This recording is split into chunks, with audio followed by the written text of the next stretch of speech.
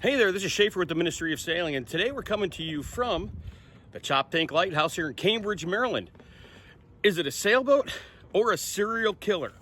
You know, sometimes you find out you're dating a serial killer, you're 2 weeks into the relationship, and you open the trunk and you see a shovel, some duct tape, and a tarp. So it is with sailing. You're out having a great day, the next thing you know, your thumb is sitting on the cockpit floor. Yeah, safety is not first, safety is second, and we're going to tell you why. Also, you're going to find out in this episode the #1 killer of sailors. New research says it's not what you think. Get ready for a massive roll-up. Think about a candy bar. Right there. Let's go.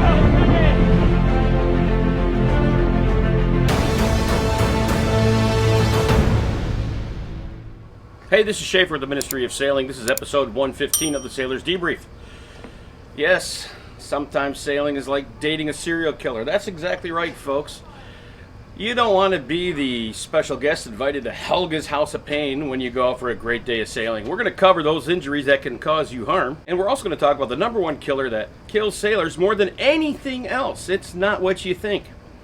And then finally, there's one free application I'm going to point you to that you need to have on your boat to help you manage just those instances when something just might go wrong.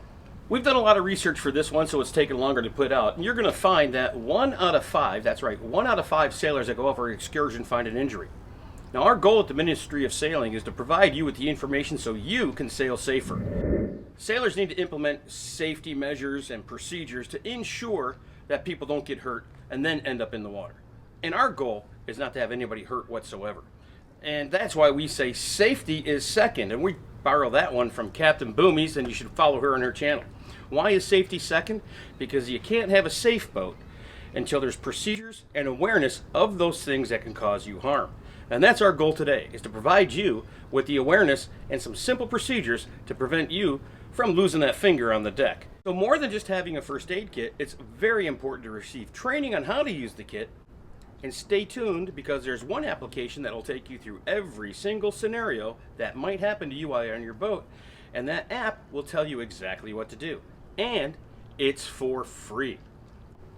Every single year, the U.S. Coast Guard puts out a report, and it ranks the number 1, 2, 3, 4, even up to 10 reasons why boating accidents occur.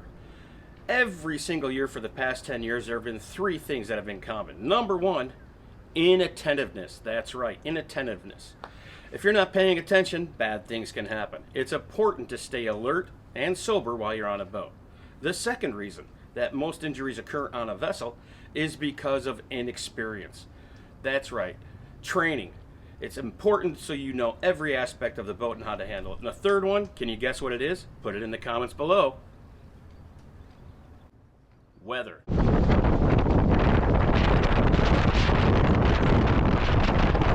Now, the cockpit in the sailboat can be a very dangerous place. You got a lot of things going on. Flying elbows as people are pulling those lines. You've got winches. You've got grinders that might be standing up, moving a lot. You have the boom going back and forth. And when the boom hits somebody in the head, half of the time, 50% of the time, the person is going to be immediately incapacitated. Are you prepared for that? Remember, safety is second. Awareness and procedures come in #1. You need to be aware of those things in the cockpit that are going to cause you injuries.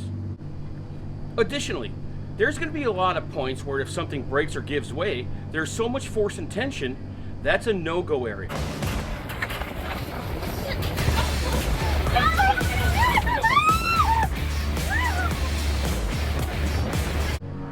Some call it the triangle of certain disformation. If something gives way and you're stuck in that triangle, you're going to receive impact. Those triangles need to be pointed out even before you get on the boat, and it's got to be included in your safety briefing. If you stand in that area, that's an area that's a no-go zone. It's kind of like Glasgow. You don't want to stay there, you just want to move through as fast as you possibly can. The data shows that there are contributing factors to those people that get injured. Here's some of them: heavy weather, tacking, jibing, sail change, and then crew or even gear failure. And then we have the grinders and head injuries. Now, head injuries in almost every single instance is preventable.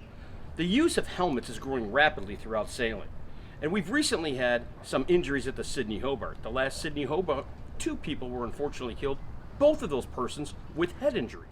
Now, to control those risks, those things that can cause you harm, it's going to take practice, it's going to take awareness, it's going to take the proper procedures. Those are the things that are going to be important in your safety briefing and while you practice the proper techniques and utilizing these devices which make the sailboat go, and sometimes go really fast. Awareness, remember, is first. Safety happens second. But the realities are this. Most of the injuries that happen on a sailboat are minor: cuts, bumps, bruises, burns on the hands. When fatalities do occur, in most instances, it's going to be a man overboard situation or the capsize of the vessel. So what is the leading killer of sailors today? Is it drowning, head injuries, bleeding, shock, trauma, exposure? That's right, it's exposure. You know, skin cancer, in a new study coming out of Australia, shows us that more people on the water are killed by skin cancer than any other cause. That's right, so you need to protect yourself. This year, 1 in 5 sailors are going to be diagnosed with skin cancer, and 3 million people are going to die from it. The deadliest form is melanoma. Melanoma will kill 1 person every minute. The exposed areas, like I have my face right here, are of the highest risk, and the covered areas of definitely minimal risk, but that's why I'm wearing sunscreen to protect that area, and this is a UV50 shirt. These are very available, and if you're going to be buying shirts for your crew and team, buy the UV50. That's going to show great leadership. Hey, this is Schaefer from the Ministry of Sailing, and thank you so much for watching this episode of the Sailors Debrief. Sail safe.